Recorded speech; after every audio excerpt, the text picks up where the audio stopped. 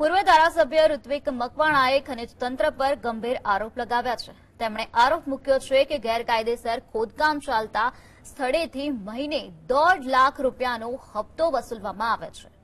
મકવાણાએ કહ્યું કે ખુદ અધિકારીઓ જ ખનિજ ચોરી થાય તેવું ઈચ્છે છે।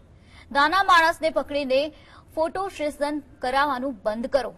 તેમણે આક્ષેપ કર્યો કે સરકાર ખનિજ ખોદકામને લીગલ કરવાથી ડરે છે અને મોટા ખનિજ માફિયાઓ વિરુદ્ધ કાર્યવાહી કરતા તંત્ર પણ ડરે છે।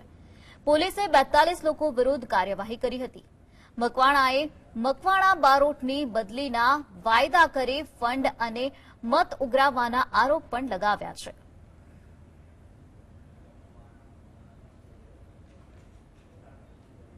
વિસ્તારની આસપાસમાં જેટલી પણ કોલસાની ગેરકાયદેસર ખાણો ખોદાય છે, અહીંયાના નાના છોકરાઓને ખબર છે કે 1.5 લાખથી 1.25 લાખ રૂપિયાનો હપ્તો જાય છે, તો ખનિજ માફિયા તો એ લોકો છે।